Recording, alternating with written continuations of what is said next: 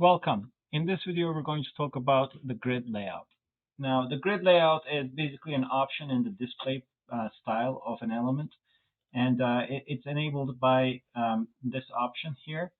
And once you set it, you will see that there's a bunch of other style options that are coming up, and that's how you basically control the grid inside it, the grid layout inside this element.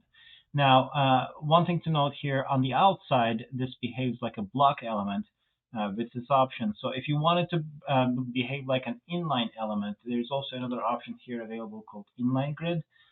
So if you pick that, on the outside, it's going to behave like an inline element, but on the inside, it's going to behave like an grid element. So the thing about the grid layout is that you can configure parts of it manually and parts of it automatically. So this is the manual configuration section, and this is the automatic configuration section. So you can, for example, specify the columns manually and let the rows to flow automatically. So in that case, you would say auto flow row, and then you would set the row size if you wanted. And by default, it's the auto flow is set to row. So if you set the columns, and this is a pretty common way of using it. So in this case, I added 3 columns with the auto size. The auto flow is going to be in the row, so it's automatically creating rows for that flow. We can set the size of these columns individually. There are different rules here. There's min, max, fit, etc. There's a frame option here that basically takes up the remaining space. We're going to be talking about these in the grid size options. So for now, let's just use the auto values to demonstrate how the general grid layout works. So you can set the columns, like I said. In this case, we're flowing left to right, and then when it finishes, we create an automatic row. Or we can go from the rows. So in this case, we're specifying 3 rows, and we can specify the auto flow as column. So now we're actually flowing, we're filling this column, and then the other columns are automatically getting created.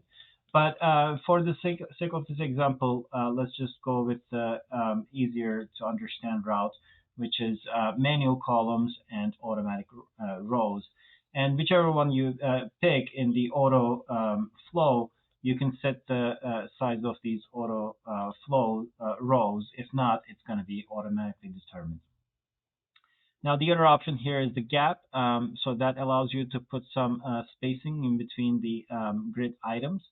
You can also split it as row and column if you want. You can also do the same thing with margins, but this is a lot more convenient at times, so it is definitely recommended.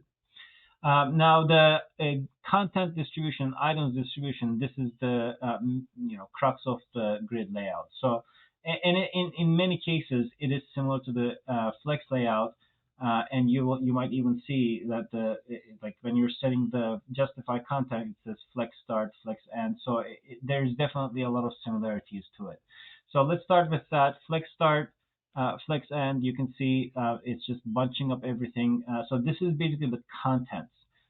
So the entirety of the content, how is it going to be moved over? So center, it's going to be the content area itself is going to be stretched out. We can do space between, so it spaces them out, space around, very similar options to the flex layout. Align content in a very similar way. So normally with the flex layout, we have flex direction. In this case, we have auto flow direction. Whatever the auto flow direction is, align content runs vertical to that. So in this case, we can do flex and all that stuff. But like the flex one, it doesn't really take effect unless we have a fixed height. It needs to be bigger than the items. So let's just set a particular height here, maybe about this much. All right. And so now we can try the align option. So flex start, you can see it bunches them up all the way. Flex end, stretches them out. center, space between, and space around, very much like the flex layout. Now, the content, like I said, it's basically the entirety of the block. The items distribution controls how they're distributed within that block.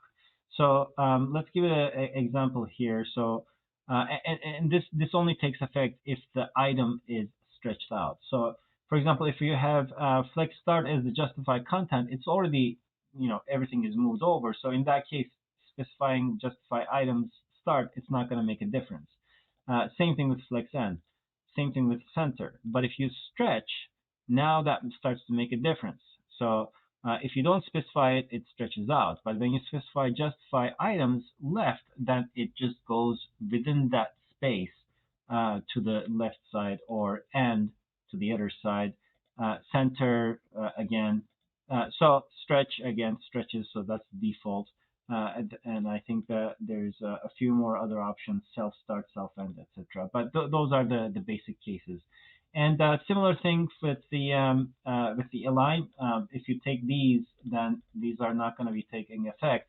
But if you stretch, then they start taking effect. And when you combine them with these, with the content distribution, they can have many different combinations that are very powerful. Now, one thing to note here is that the grid layout is like what we talked about here is the parent telling the children how they should be laid out. The children themselves also get certain properties when they're under a grid parent, like the column span and position. Those are going to be discussed in a separate video where we talk about the column sizes as well. Thank you very much for watching.